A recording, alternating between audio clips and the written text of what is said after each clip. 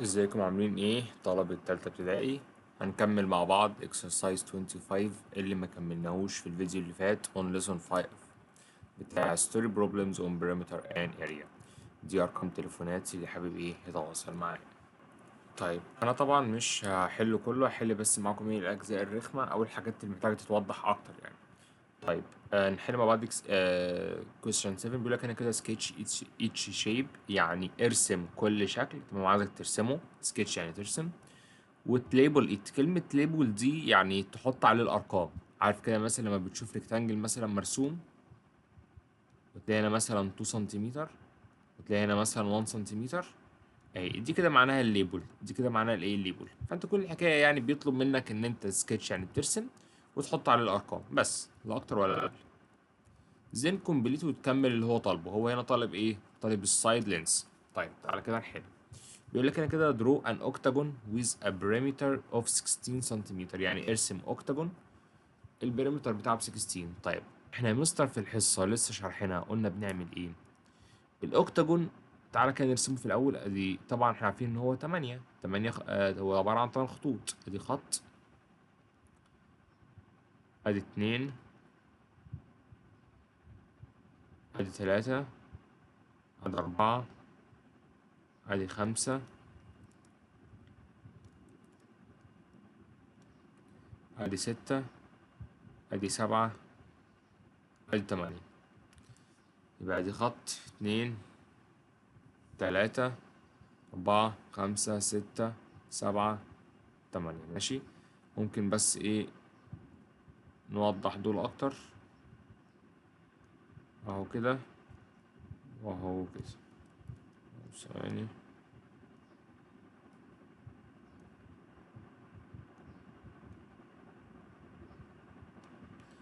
بس يبقى كده اهو ادي خط 2، ادي كده خط 2، 3، 4، 5، 6، 7، 8. طيب هنعمل بقى ايه؟ هنمسك ال16 دي. قلنا يا مستر بنجرب، قلنا ايه؟ هنيجي كده على جنب كده نجرب. ادي 16 ديفايدد. طب دول كام خط يا مستر؟ دول 8. يبقى 16 ديفايدد ايه؟ 16 ديفايدد ايه يا مستر بكام؟ ب 3. طلع لك 3 سنتيمتر. دي كده جاهزة، دي كده ايه جاهزة. خلاص كده الحمد لله. يبقى كل خط كام يا مستر؟ 3 سنتيمتر. 3 ايه سنتيمتر اهو 3 سنتيمتر اهو رسمناهم. وفي الاخر بيقول لك السايد لينس، يعني ال سوري، السايد لينسز معناها يعني ال الارقام دي كام. يعني قول لي الارقام اللي انت قول لي الارقام اللي انت هتعملها. فبيقول لك السايد لينسز كام. اكتب له بقى 3 سنتيمتر وفاصلة كده 3 سنتيمتر فاصلة 3 سنتيمتر، وهكذا بقى. اكتبهم كلهم. فانت طبعا ايه اكتبها له 8 مرات. اكتبها له ايه 8 مرات بحيث ان انت تقول له ايه الحاجات اللي انت استعملتها. بس كمل بقية الاسئلة ايه مع نفسك سهلين. بس كده. يلا السؤال اللي بعده. طيب انا كل الحكايه بس ايه هترجم لك الاسئله وانت ايه كمل بقى. بيقول لك هنا كده عمر measured his garden and it is 3 meters. يعني بيقول لك عمر قاس الحديقه بتاعته وهي 3 meters wide. يعني ده كده الايه الويتس. طالما قال لك 3 meters wide فده كده الايه ده كده الويتس. and 4 meters long. 4 meters long يبقى ده كده اللينس. تمام، ده كده الايه ده كده اللينس. طيب draw a sketch of عمر's garden and label the dimensions. في الأول كده بيقول لك إيه draw يعني ارسم السكتش of عمر's garden and label it. يبقى أول حاجة ارسم له الريكتانجل اللي هو طالبه. تمام، ارسم له الإيه الريكتانجل اللي هو طالبه. اللي هو هنا مثلا في المثال بتاعنا ده عبارة عن إيه؟ أدي ال 4 meters وهنا الإيه ال 3 meters. تمام، هنا اللينس وده الويدث.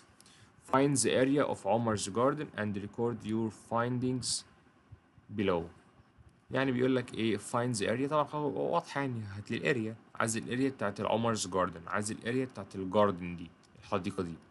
تمام and record your findings below. record your findings below يعني قصدي يقول لك ايه record يعني سجل.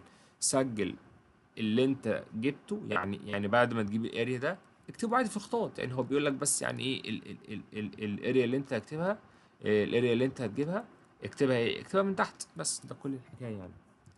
Then find the perimeter of Omar's garden and برضه record your findings below. كده عايزك تجيب الاريا،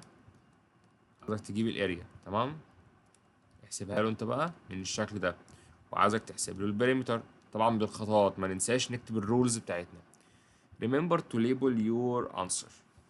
يعني بيقول لك ما تنساش كلمة label your answer، اللي هو الإضافات اللي بنضيفها على الانسر، زي مثلا كلمة سنتيمتر، زي سكوير سنتيمتر كده يعني، تمام.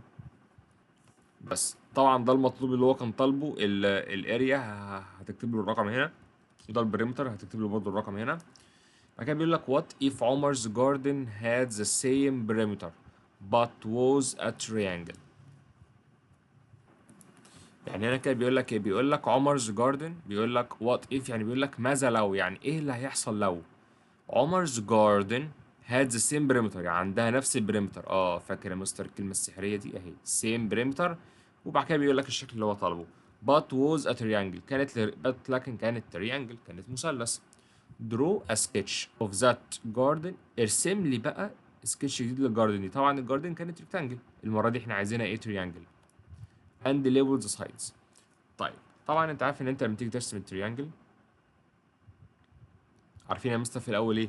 طبعا بعد ما بتحسب المريمتر، تمام، المفروض وانت بتحل هتلاقي معاك البريمتر تلعب بكام؟ هتلاقي معاك البريمتر تلعب ب 14، تمام. طبعا انت عارف ان انت عشان ده تريانجل يعني 3 سايدز، فبتعمل ديفايدد 3. فاكر الحصه بتاعتنا؟ مش تنفع. فبتعمل 13 ديفايدد 3، مش تنفع. طبعا كل ده بس على جنب يعني، تمام، كل ده كده على جنب في الورقه يعني. بعد كده بتعمل ايه؟ 12 divided 13، هتلاقيها نفعت فعلا ب 4. فهنا هتحط 4، وهنا هتحط 4، وهنا هتحط 4. بس هل ده صح يا مستر؟ لا، ده كده البريمتر ب 12، مش ده اللي احنا عاوزينه. احنا عايزين البريمتر اللي هو 14. فهنعمل ايه؟ هتزود واحد هنا. طبعا انت عارف ان كده البريمتر في الاول ب 12. طيب حلو، خلاص هتزود واحد هنا زي ما عملنا في الحصه بالظبط، بقت 5. دي ما بقتش 12، دي بقت 13. لسه يا مستر برضو. طيب هتزود واحد كمان هنا، بقت 5. كده فعلا ايه؟ بقت 14.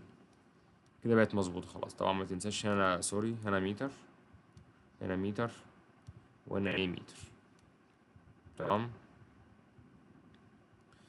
بس السؤال اللي بعده. طيب دي هسيبها بقى تحلها انت، دي هتبقى مش صعب ان انت تقراها، هتلاقيها حاجة شبه رقم 10 يعني، تمام. ورقم 10 برضو مش هحلها معاك، دي اوريدي اللي انا اصلا ايه حلتها معاك في الحصة، تمام. طيب يلا. بيقول لك انا كده جانا draws a rectangle، يعني جانا رسمت rectangle with length ب 7 سنتيمتر and width 4 سنتيمتر. يا مستر rectangle ده اللي رسمته جانا، length 7 سنتيمتر، وقال لك ايه؟ width 4 سنتيمتر، ماشي.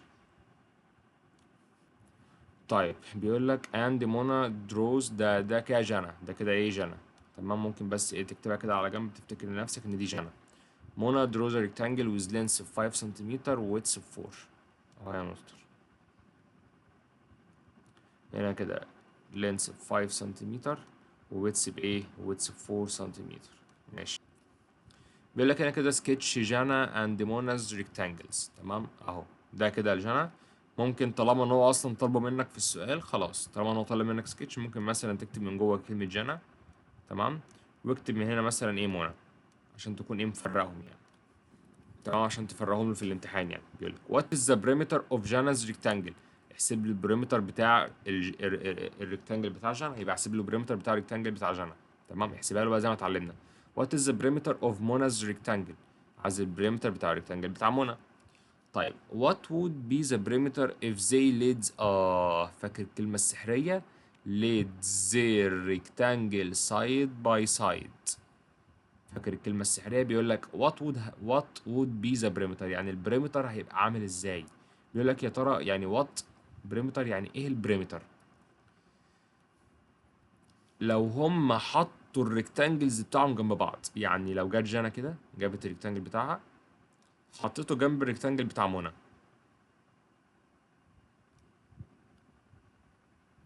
اهو ده كده 7، ده كده 5، وده كده 4. طبعا مش عايز حد عسل يتلخبط ويروح حاططها لي كده. خلي بالك ان دي 7 لكن دي 5. دي عمرها ما هتحصل ان يبقى ان ينفع هنا 7 وهنا 5. ازاي؟ طبعا ازاي ده ينفع يعني؟ عمرها ما تنفع. فعلشان كده الطريقة الوحيدة اللي هيترسم بيها، الطريقة الوحيدة اللي ينفع نرسم بيها المثلث الريكتانجلز دي جنب بعض هو ان هما لازم يترسموا كده. ليه؟ عشان انا عارف ان هنا في 4 وهنا عارف ان هنا 5. او سوري، نكتب 4 من هنا 4 وهنا 5 وهنا الايه وهنا 7. تمام. بس اهو كده خلاص حطيتهم جنب بعض. هو بقى عايز يحسب ايه البريمتر، احسبها له to make one long rectangle. يعني بيقول لك ايه، عايزين نحطهم كده جنب بعض عشان نعمل one long rectangle، يعني ريكتانجل واحد كده طويل. يعني بدل ما هما 2 ريكتانجلز، لا عايزينهم ايه، عايزينهم ريكتانجل واحد بس كده طويل. ريكتانجل واحد ايه، ريكتانجل واحد ويكون ايه، ويكون طويل يعني. تمام. بس بدل يعني كده كده خلاص اصبح ريكتانجل واحد. بعد كده بيقول لك وات از ذا اريا اوف ذا نيو لونج ريكتانجل. ايه هي الاريا بتاعت الايه، النيو لونج ريكتانجل؟ زي ما اتعلمنا في الحصه بالظبط، احسب لي الاريا والبريمتر. السؤال اللي بعده. طيب انا ده مش هحله معاك عشان هو سهل، مش عارف ازاي حاطينه تشالنج يعني. انت ده حله لوحدك. كل الحكايه بس هفهمك انه كلمه كوادريلاترال دي، كلمه كوادريلاترال دي معناها فور سايدز. معناها ايه فور سايدز؟ يعني هو هنا كده عايزك ترسم برضو، عايزك ترسم برضو. طبعا اهم حاجه تحافظ ان هو نفس البريمتر، لازم نفس الايه، لازم نفس البريمتر.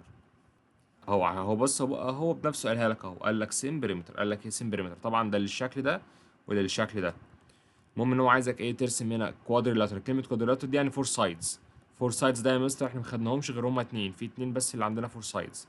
عندنا السكوير، تمام، وعندنا ريكتانجل.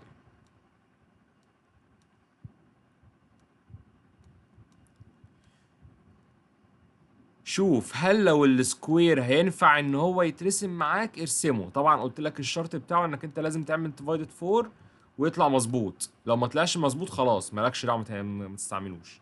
تمام. الريكتانجل برضو طبعا ايه، كده كده كده ريكتانجل لازم في كل الاحوال هينفع. تمام. يبقى تبقى عارف بس ان كلمه كوادريلاترال يعني اربع خطوط اللي هم فور سايدز. ممكن يبقى سكوير وممكن يبقى ريكتانجل. بس وفي الاخر بيقول لك ايه، كده هو حدد لك، هو عايزك ترسم حاجه فيها فور سايدز وفي نفس الوقت بيقول لك انذر شيب. انذر ايه؟ انذر شيب. عايز انت بقى ترسمه مثلث، عايز ترسمه بنتاجون، هيكساجون، ارسم اللي انت عاوزه، ارسم ايه اللي انت عاوزه. تمام. بس كده خلاص خلصنا ال الاكسرسايز بتاعنا بتاع 25. مهم جدا تكون ان انت الاسئله تحلها بايدك وبنفسك، ما ينفعش تقعد تتفرج عليا. تمام. ولازم تبدا تجرب وتفهم انت السؤال مع نفسك قبل ما تشوفني. تمام. ذاكروا كويس، ربنا معاكم، مع السلامه.